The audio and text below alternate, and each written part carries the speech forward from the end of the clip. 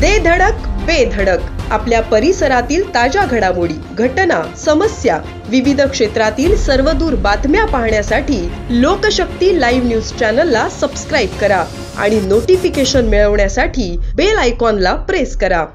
बदलापुरातील नामांकित शाळेत चिमुकल्या विद्यार्थिनींसोबत लैंगिक अत्याचाराच्या घटनेने संपूर्ण बदलापूर पेटून उठले आहे। संपूर्ण बदलापुरात आज बंद पाळण्यात आला असून बदलापूरकरांनी मोठं आंदोलन उभं केलं आहे। यावेळी पालकांनी आरोपी नराधम अक्षय शिंदे विरोधात संताप व्यक्त केला।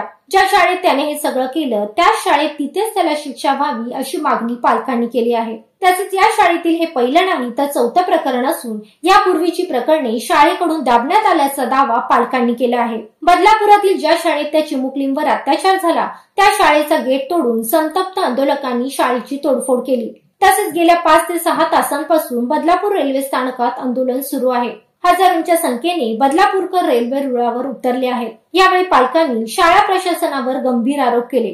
एक पालक म्हणाले की माझी मुलगी ही त्याच वर्गात शिकते ज्या वर्गातील मुलींसोबत हे घडलं, आज त्यांच्यासोबत झालं, उद्या माझ्या मुलीसोबत होईल, न्याय मिळायलाच पाहिजे। तर एकाने सांगितलं की 7 दिवसांपासून कुठलीही कारवाई नाही, त्यानंतर आम्ही आंदोलन करण्यास सुरुवात केली आहे। शाळा प्रशासनाने हे प्रकरण दाबण्याचा प्रयत्न केला, कधीपर्यंत संयम बाळगायचा असा सवाल आता पालक करत आहेत। त्यामुळे जर यापूर्वी शाळेत अशा प्रकारच्या घटना घडल्या असतील तर शाळेची दखल का घेतली नाही, त्यामधील आरोपींवर काय कारवाई केली, असे अनेक प्रश्न उपस्थित होत आहेत। त्यामुळे शाळेच्या विश्वासार्हतेवर प्रश्न उपस्थित झाले आहेत। तसेच यावेळी शांत बसणार नाही, जोपर्यंत आरोपीला शिक्षा होत नाही तोपर्यंत आंदोलन मागे घेणार नाही असा पवित्रा आंदोलकांनी घेतला आहे।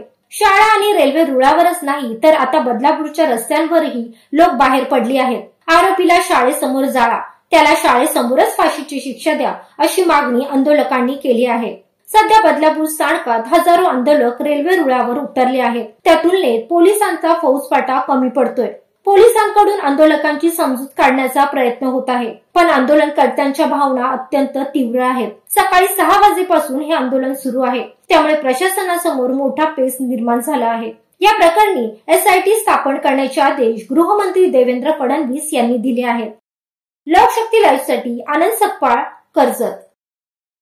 अशाच सच्चाई दर्शवणाऱ्या बातम्या पाहण्यासाठी लोकशक्ती लाईव्ह न्यूज चॅनलला लाईक करा, शेअर करा आणि सबस्क्राईब करा।